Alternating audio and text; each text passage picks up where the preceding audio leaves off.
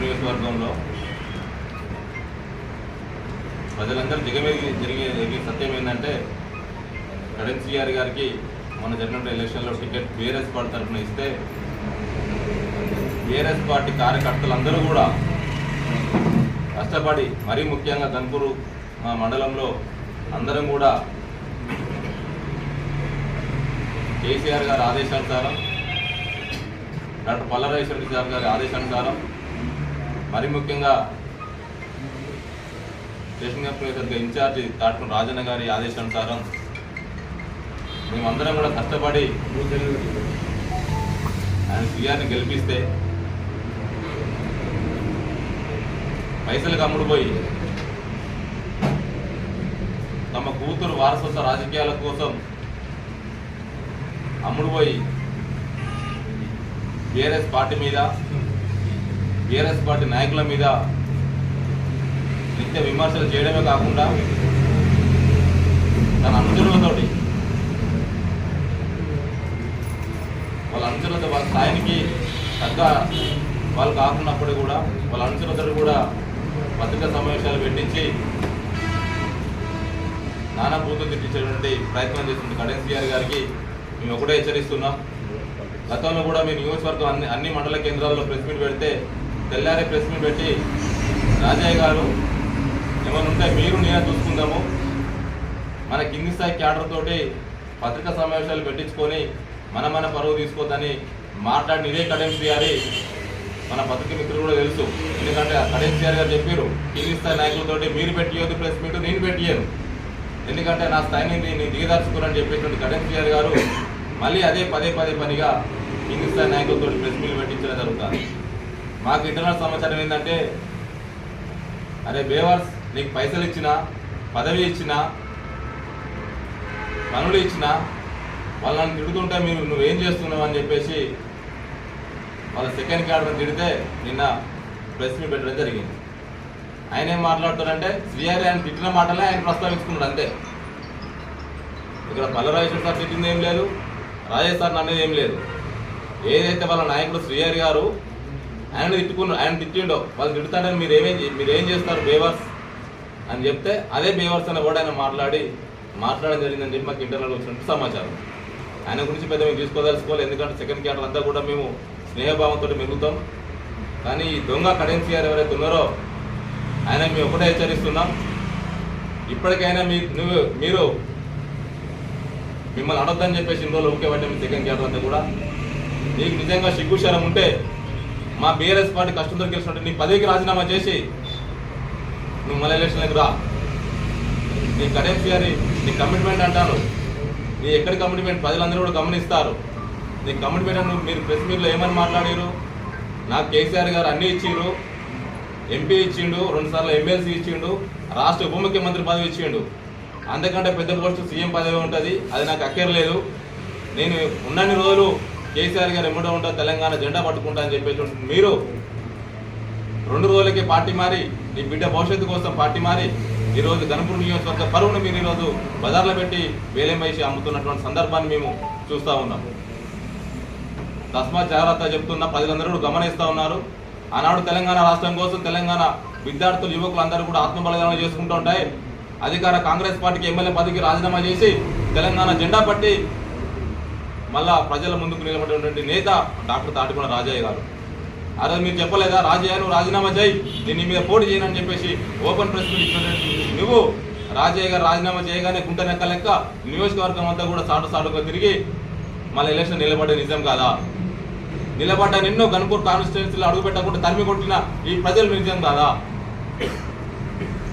మళ్ళా గుంట లెక్క తెలంగాణ రాష్ట్రం వస్తుందని చెప్పేసి గ్రహించి మళ్ళా బీఆర్ఎస్ పార్టీకి వస్తే కేసీఆర్ గారు చావు బ్రతుకుల్లో ఉన్నటువంటి నిన్ను మళ్ళీ తీసుకొచ్చి ఎంపీని చేసిండు.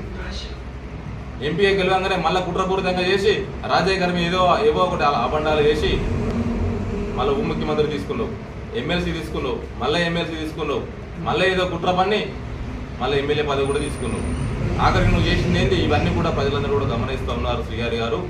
తస్మాత్ జాగ్రత్త, ఎందుకంటే మీ పెద్దరికానికి మీ గౌరవానికి మా స్థాయికి నిన్ను అనొద్దని చెప్పేసి ఇన్ని రోజులు ఊపుకున్నాం. కానీ ఇక నుంచి మా కేసీఆర్ గారు పూర్తి స్థాయి అధికారాలు ఇచ్చిండు, ఫ్రీడమ్ ఇచ్చిండు. ఎవడన్నా బీఆర్ఎస్ పార్టీ మీద కానీ బీఆర్ఎస్ పార్టీ నాయకుల మీద కానీ ఒక్క మాట నోరు జారితే తన్ని తరిమేస్తామని చెప్పేసి సీరియస్గా మీ అందరూ కూడా బీఆర్ఎస్ పార్టీ కార్యకర్తలందరూ కూడా ముక్త కట్టంతో హెచ్చరిస్తున్నామని చెప్పేసి తెలియజేసుకుంటున్నాను.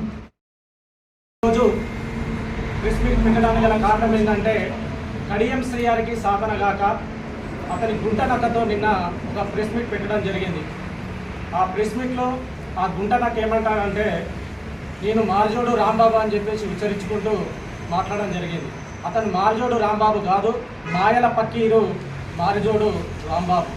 ఆ మాయల పక్కీరు అవతారం ఏ విధంగా మాయల పక్కీరు అవతారం ఎత్తుతారో గతంలో అధికార పార్టీ టీడీపీలో ఉన్నప్పుడు అవతారం ఎత్తి, బీఆర్ఎస్ పార్టీ అధికారం ఉన్నప్పుడు అవతారం ఎత్తి, మళ్ళీ ఇప్పుడు కాంగ్రెస్ పార్టీ అధికారం వచ్చిన తర్వాత కూడా మళ్ళీ అధికార పార్టీలకు పోయి అన్ని రకాల అవతారాలు ఎత్తుతున్న మాయల మరాఠీ రాంబాబు, నువ్వు నోరు దగ్గర పెట్టుకో బిడ్డ. నువ్వు మా నాయకులను పల్లా రాజేశ్వర రెడ్డి గారిని, డాక్టర్ రాజయ్య గారిని అనేటువంటి వ్యక్తిత్వం నీది కాదు. ఇది కేవలం టోకెన్గా ఉన్నటువంటి వ్యక్తివి. నీవు టోకెన్ నామినేటెడ్ పదవి తెచ్చుకున్నటువంటి వ్యక్తివి. ఆ నామినేటెడ్ పదవి చైర్మన్లో ఉండి కనీస విలువలు లేకుండా, కనీస మోరల్ వాల్యూస్ లేకుండా మా నాయకులను మాట్లాడేటువంటి పదాలు చాలా ఘోరమైనటువంటి పదాలు మాట్లాడిన బిడ్డ. నువ్వు బెదవన్నర బెదవవి.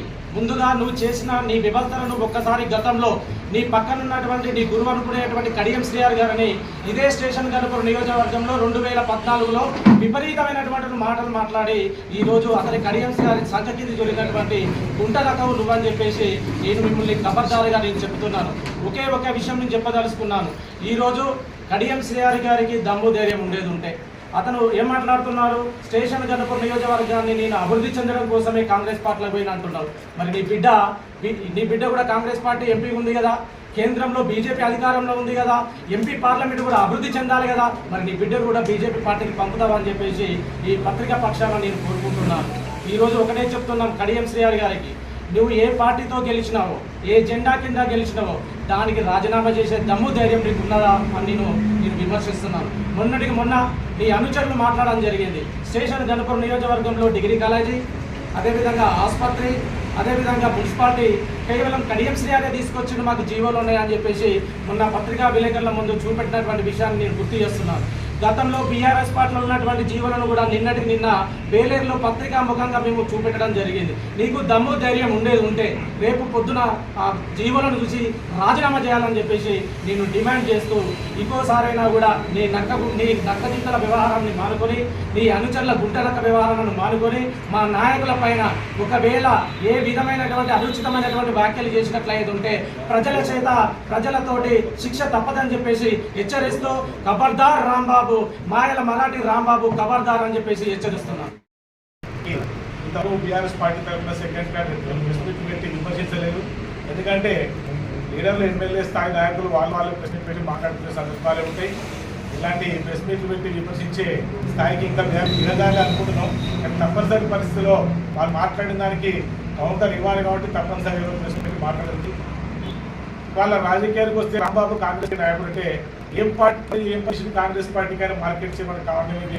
కాంగ్రెస్ పార్టీకి చేసిన త్యాగం ఏంటి? ఆయన కాంగ్రెస్ పార్టీకి ఎన్ని ఓట్లు వేసి ఎంతమంది చూపించారు? ఆయన లీడర్ ఎట్లేదు కాంగ్రెస్ లీడరు. ఎక్కడ అధికారం అక్కడికి పోవడమే ఆయన గుండెల నాయకత్వ లక్షణాలు. అధికారం ఎక్కడుంటే అక్కడ పోతాడు, అక్కడ మాట్లాడతారు. మేము ఉద్యమం చేసిన వాళ్ళం, అధికారం లేకుండా కూడా 20 సంవత్సరాలు ఉద్యమంలో ఉన్నాం. అధికారంలో ఎప్పుడు కూడా వేరే పార్టీని లేనిపోని మాటలు విమర్శించలేదు. అట్లాంటి నీచమైన రాజకీయాలు మానుకోవాలి. ఎప్పటి నుంచో రాంబాబుకున్న గుణం ఏంటంటే రూపులు కట్టి ఏ పక్క పోతే వారి తట్టేసాయి ఇట్లా టీచర్సాయి నినాలు అయినది అనేది ఇక్కడ అందరూ తెలుసు. ఆయన ఇట్లా ప్రెస్ మీట్ పెట్టి అదే మాట్లాడేది. ఆయన ఎందుకు ఎవరైనా పదవులు ఇస్తాడు ఆమెతో పని చేయడానికి అలవాటు. మాకు అది లేదు. మాకు మా పార్టీ ముఖ్యం, వ్యక్తులు ముఖ్యం కాదు, వ్యక్తి భజన చేసే నాయకులు కాదు. మాకు బీఆర్ఎస్ పార్టీ ముఖ్యం. పార్టీ ఎవరికి అవకాశం ఇచ్చి వాళ్ళు పనిచేస్తాం. నీతి నిజాయితీగా మేము ఉంటాం. ఇక్కడ ఈ కడియం శ్రీయార్ గారిని అభివృద్ధి చేస్తానని చెప్తున్నారు. సంథింగ్ అందుకు ఒకటి గుర్తు పెట్టుకోవాలి. టీడీపీ గవర్నమెంట్ ఉన్నప్పుడు ఆయన చేసిన అభివృద్ధి ఏందో చూసినాం. ఆ తర్వాత 20 సంవత్సరాలు గణపూర్లో ఆయన ఎమ్మెల్యేగానే లేడు. ఆ తర్వాత 10 సంవత్సరాలు కాంగ్రెస్ పార్టీ అధికారంలో ఉంది. ఆ తర్వాత 10 సంవత్సరాలు బీఆర్ఎస్ పార్టీ అధికారంలో ఉంది. శ్రీయారి చేసినప్పుడు ప్రభుత్వం గారు వచ్చిన పనులన్నీ శ్రీయారి చేసినట్టట. మరి బీఆర్ఎస్ పార్టీ ఉన్నప్పుడు ప్రభుత్వం వచ్చినప్పుడు బీఆర్ఎస్ చేసినట్టు లేకపోతే శ్రీయారి చేసినట్టు అది కూడా అంటే ఏ పార్టీ పని చేసినా అధికారంలో పార్టీ చేసిన పనులు అవుతాయి.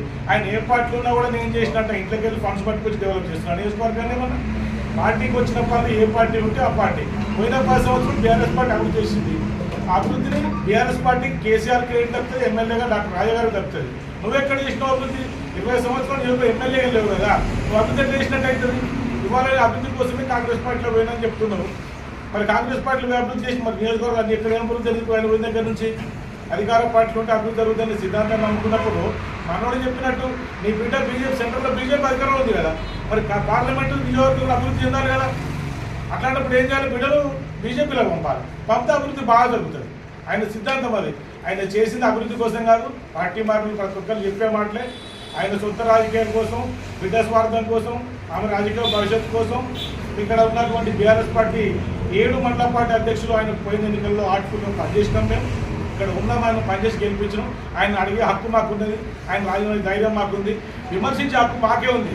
పార్టీని కన్యవసరం విమర్శించే హక్కు వాళ్ళకి లేదు. ఓట్లు వేసింది మేము, గెలిపించింది మేము. తప్పకుండా ఆయన రాజీనామా చేసేంత వరకు మేము విమర్శిస్తూనే ఉంటాం, రాజీనామా చేయమని డిమాండ్ చేస్తూనే ఉంటాం. ఇప్పటికైనా ఆయనకు బాగా బలం ఉండే గెలిచేంత సత్తా ఉంటే రాజీనామా చేసి ఎమ్మెల్యే గెలు బీఆర్ఎస్ పార్టీలో ఒక్కరోజు ఒక్క మాట అనుకుంటూ ఉంటారు. జై తెలంగాణ.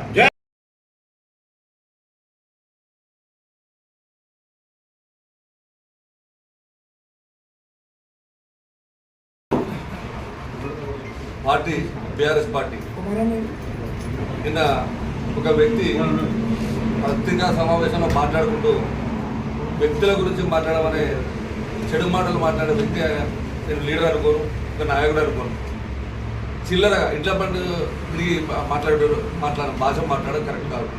బిడ్డ నువ్వు 5 ఏళ్ళు మాతోటే ఉన్నావు, మా నాయకుల దగ్గర ఉన్నావు, అడుక్క తిన్నావు, ముచ్చట చెప్పినావు, కడాసరి ఎన్ని మాట్లాడినావు మొత్తం నీకు నువ్వు గుర్తు చేసుకో. నువ్వు మాట్లాడిన మాటలు నీ మనస్ఫూర్తిగా నువ్వు చెప్పు, ప్రమాణం చేసి చెప్పు.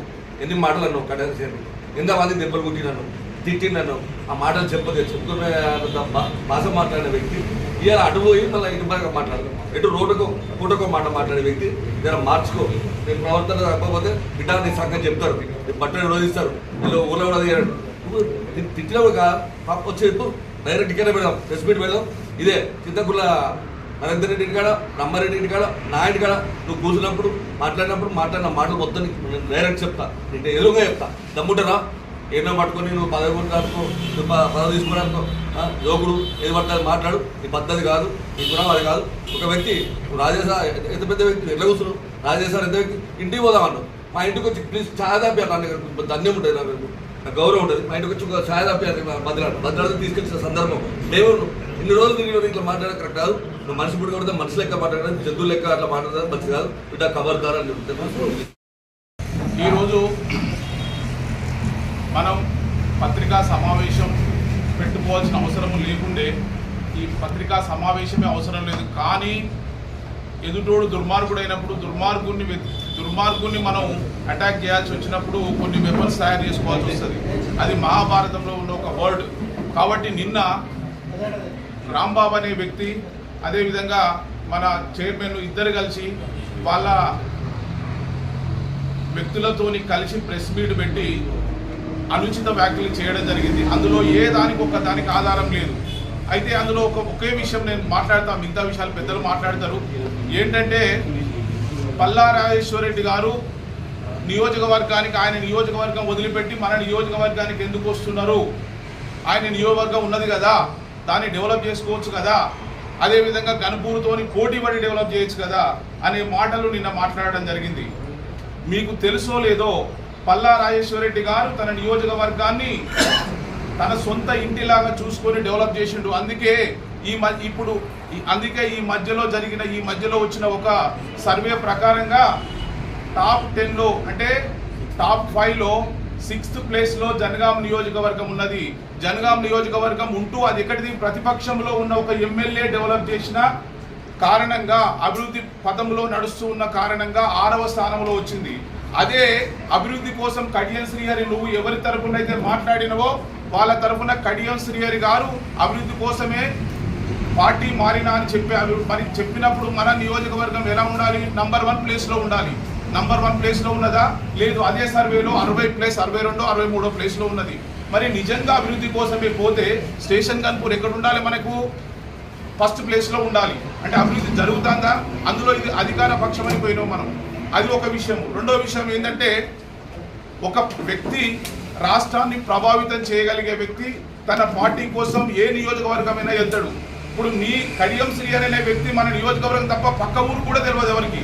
అలాంటప్పుడు ప్రభావితం చేయలేని వ్యక్తి ఎక్కడికి వెళ్ళకపోవచ్చు, కానీ ప్రభావితం చేయగలిగిన వ్యక్తి పార్టీ అభివృద్ధి కోసం రాష్ట్రం మొత్తం తిరుగుతారు. రెండో విషయం ఏంటంటే, మీకు తెలుసో లేదో, ఆయన జనగాం ఎమ్మెల్యే మాత్రమే కాదు, రాష్ట్ర ప్రధాన కార్యదర్శి, బీఆర్ఎస్ పార్టీ రాష్ట్ర ప్రధాన కార్యదర్శి. కాబట్టి ప్రెసిడెంట్ తర్వాత ప్రధాన కార్యదర్శికి పూర్తి స్థాయిగా వెళ్ళే అవకాశం ఉంటుంది, అధికారం ఉంటుంది. అందుకే గన్పూర్కు రావడం జరిగింది. గన్పూర్ జనగాంను అభివృద్ధి చేయట్లేదు, మీకు తెలుసో లేదో. మీరు అభివృద్ధి అనుకునేటోళ్ళు ఎక్కడ పోయిన ఇప్పుడు 60+ ఉన్నారు మీరు.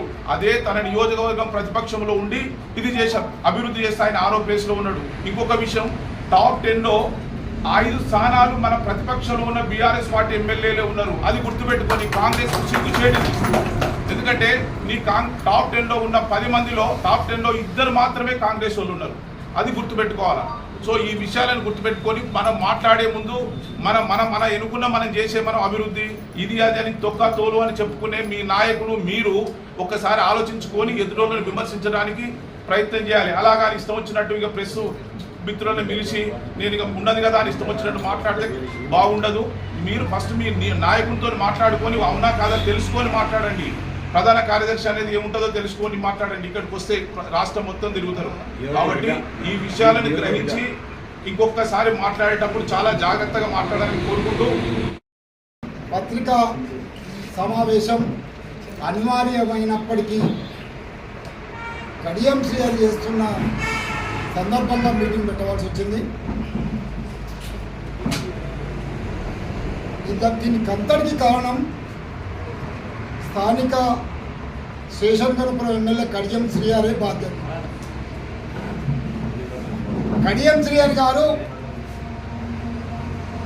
బీఆర్ఎస్ పార్టీ కార్యకర్తలందరూ కష్టపడి గెలిపిస్తే ఆయన పార్టీ మారడమే ఈ గొడవలకు కారణం.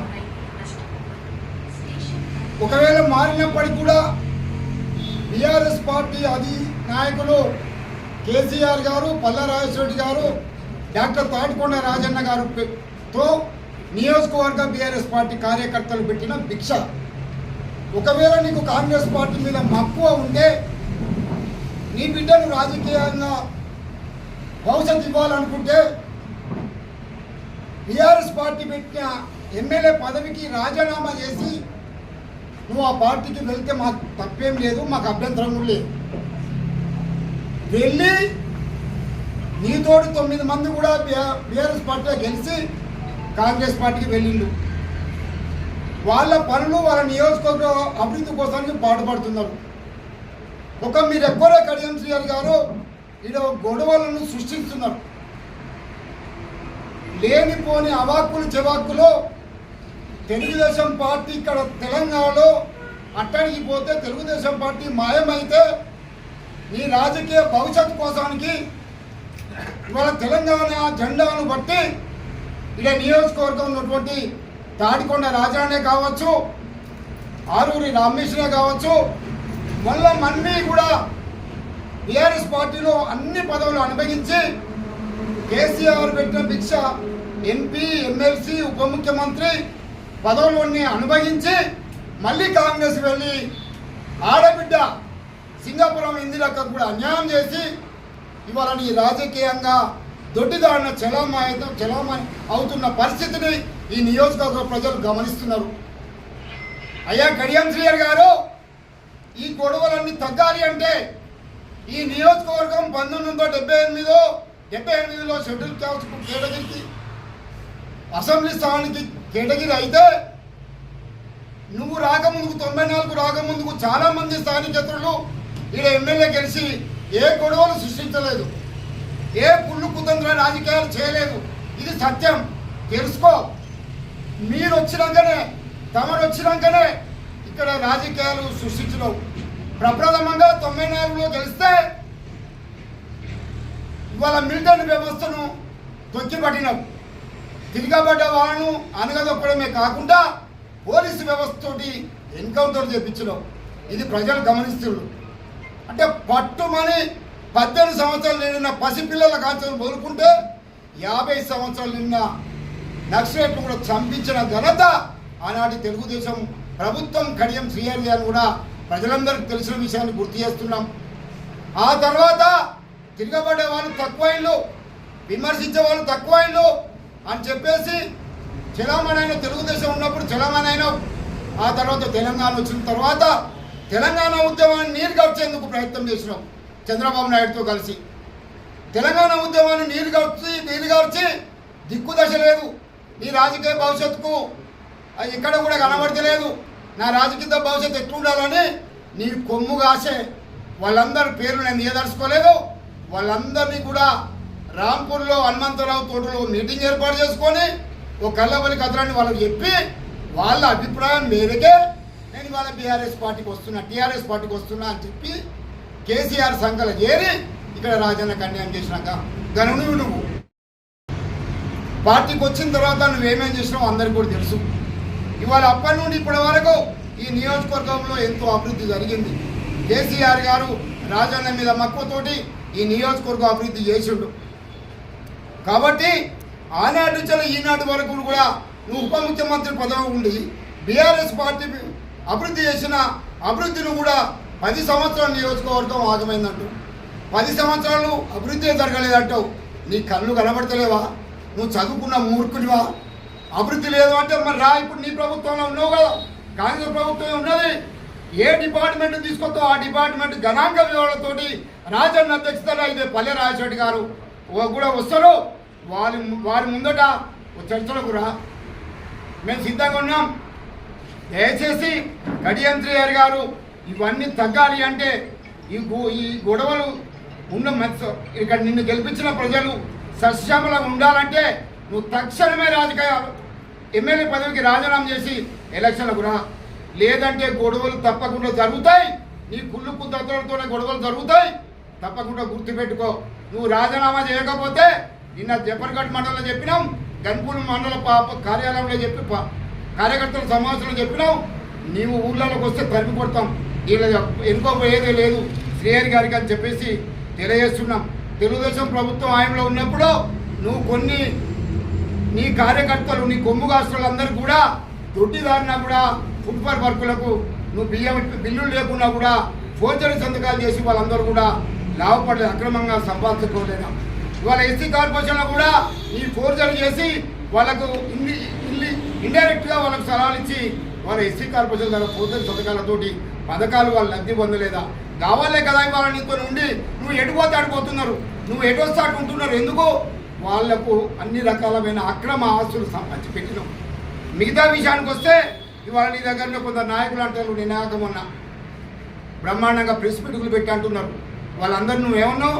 ఇదే రాంబాబు గారిని నీ నెత్తి మీద రూపాయి పెడితే చెల్లవురా మీరందరూ అని చాలామంది తిట్టినావు కదా. నేను వాళ్ళు తిట్టిలు కదా. ఇవాళ వాళ్ళు నీ దగ్గర ఎట్లుంటుందో, నువ్వు నీతిమంతులు ఎట్లో నిజాతిమంతులు ఎట్లో ఎట్లయినవో మాకు అర్థం కావడం లేదు.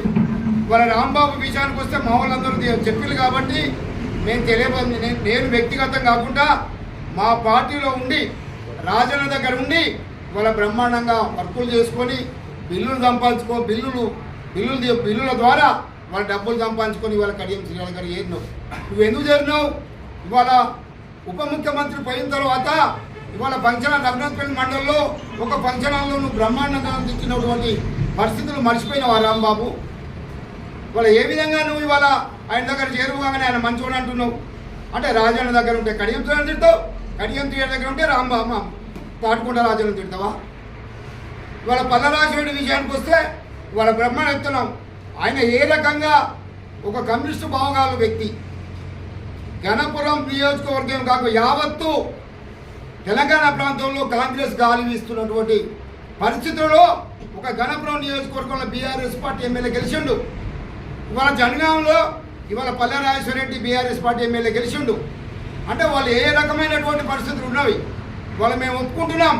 వాళ్ళ బ్రహ్మాండంగా కడియం శ్రీహరి గారిని బీఆర్ఎస్ పార్టీ కారు గుర్తు మీద లేకపోతే ఏం జరుగుతుందో ఒక్కసారి ఆలోచన చేసుకోవాలి. అందుకే రమ్మంటున్నాం రాజీనామా చేసి. నీ విలువేందో, నీ కథ ఏందో, నీ మెజార్టీ ఏందో, నీ కథ ఏందో, నీ గెలిచేందో కూడా నిరూపిస్తాం అని చెప్పేసి కూడా తెలియపరుస్తున్నాం. మిత్రులు సోదరులు ఇవాళ ఈ నియోజకవర్గం మీద అభివృద్ధి జరగాలి అని చెప్పేసి పల్లా రాజశేఖర్ గారికి ఉన్నది ఉండాలి కూడా. ఇవాళ రాష్ట్ర ప్రధాన కార్యదర్శి హోదాలో గణపురం నియోజకవర్గానికి వచ్చిండు.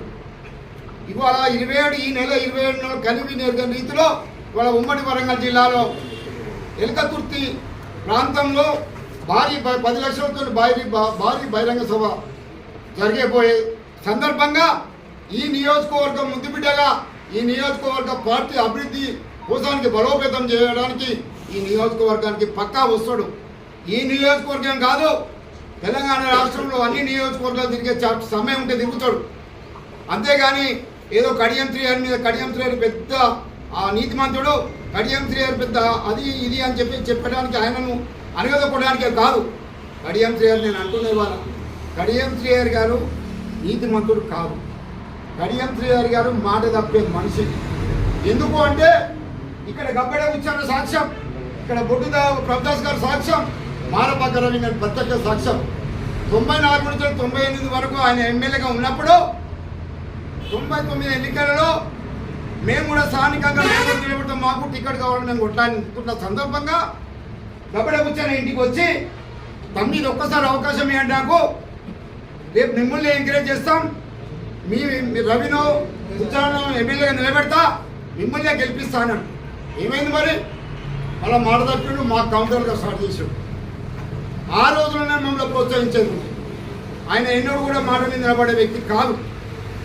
ఇవాళ మొన్న ఆయనతో ఉండే వాళ్ళకు మార్కెట్ షేర్ ఇస్తాను, సీనియర్లకు మాట ఇస్తే సీనియర్లకు ఇవ్వకపోతే నన్ను ఎక్కడ తిరగబడుతున్నారు అని చెప్పి మరి పార్టీలో తిరుగుతున్నటువంటి మండల అధ్యక్షుని హోదాలో శిరీష్ రెడ్డి గారు మరి పార్టీని మోసం చేసి ఆయనకి ఏమన్నా లాబింగ్ చేసిండా, మరి సీనియర్లు వదిలిపెట్టి ఆయన భార్య కిందకి ఇచ్చుకోవడం మాకు అర్థం కావడం లేదు.